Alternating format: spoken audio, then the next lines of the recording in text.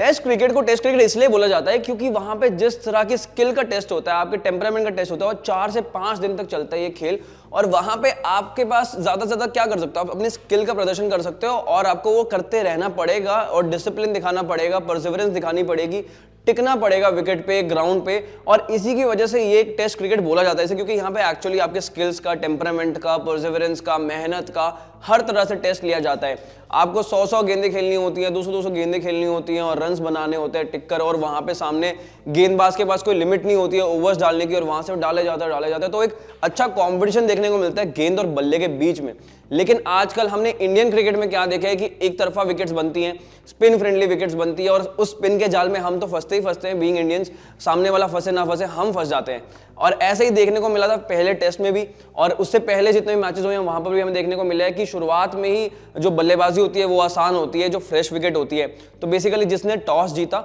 वो बल्लेबाजी पहले करे और वहां पे स्कोर बड़ा खड़ा करे, ताकि चौथे इनिंग्स में जो भी रन बनाएगा या जिसके पास भी बल्लेबाजी आएगी वो टीम तो बल्लेबाजी करने लायक बचेगी ही नहीं, क्योंकि इतना ज्यादा स्लो विकेट हो जाता है, इतना ज्यादा टर्न होने लग जाता है कि आप चौथी इनिंग्स में रन बना ही नहीं पाओगे, आप टारगेट अचीव कर ही नहीं पाते हो। और ये हमने बहुत सारे मैचेस में देखा है। तो बीसीसीआई की जो टेक्निक है या ट्रिक है कि जब भी कोई ओवरसीज टीम आती है यहाँ पर खेलने इंडिया में टेस्ट क्रिकेट, तो विकेट ऐसी बनाते हैं कि हम रैंक टर्नर्स विकेट बनाते हैं जहाँ पे इतना इतना टर्न होगा और बल्लेबाज को बल्लेबाजी करने में इतनी कठिनाई होगी कि आपको लगता है कि शायद आपके गेंदबाज वहां पर जरूर आप इफेक्ट अच्छा डालेंगे और विकेट्स निकालेंगे, but same point of time पे हमारे जो भारतीय बल्लेबाज हैं वो कहीं ना कहीं वो भी चूक रहे हैं वहां पे रन्स बनाने से, बिकॉज जो उनकी टेक्निक है वो उतनी अच्छी नहीं है स्पिन को खेलने के लिए। हमने इतनी बार देखा है कि कितने सारे बल्लेबाज हैं वो स्पिन के खिलाफ आउट हो जा रहे हैं। पहला टेस्ट इंग्लैंड के खिलाफ जो हुआ उसके अंदर भी यही हुआ। तो बेसिकली यही सीन बन रहा है कि यार बार बार बीसीसीआई सेम तरह के विकेट बना रही है और अपनी गलतियों से सीख भी नहीं रही है। और ऐसी विकेट होनी चाहिए जहां पे एक्चुअली 4 या 5 दिन तक मैचेस जाएं,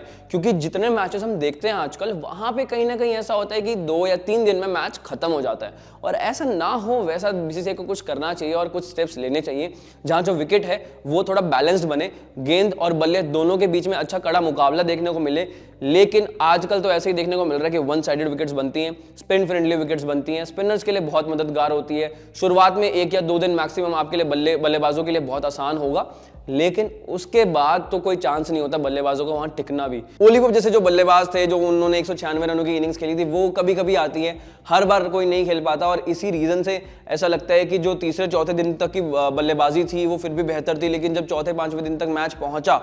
वहां तक विकेट का हाल जो था वो कुछ खास था नहीं, और वहां पर भी स्पिनर्स को बहुत मदद मिल रही थी। तो बीसीसीआई को कहीं ना कहीं ये चीजें सोचनी पड़ेंगी और यहां पर इन चीजों पर ध्यान देना पड़ेगा कि एक्चुअली जो विकेट्स है उसको बैलेंस बनाया जाए, और एक्चुअल जो टेस्ट क्रिकेट का मजा है, जो एसेंस है, उसको प्रिजर्व करने के लिए, उसको बचाने के लिए गेंद और बल्ले का जो कंपटीशन है वो बराबर का रखें, ताकि एंड ऑफ द डे हमारे बल्लेबाज भी कुछ बेहतर प्रदर्शन कर पाए और हमारे गेंदबाज भी बेहतर प्रदर्शन कर पाए। और same with the other team as well, कि अगर हम ओवरसीज जाते तो वहां की विकेट्स भी ऐसी हों। लेकिन अभी क्योंकि हम इंडियंस हैं, हम इंडिया की बात कर सकते हैं, तो बीसीसीआई से ये जरूर हम एक्सपेक्ट करेंगे कि जो विकेट्स हैं वो थोड़ा बैलेंस रखे। और आपकी क्या राय है इस बारे में जरूर बताना, और ऐसे ही कॉमेंट्स करते रहना, और ऐसी वीडियोस देखने के लिए क्रिकेट ज्ञान को सब्सक्राइब करना मत भूलना। Thank you so much.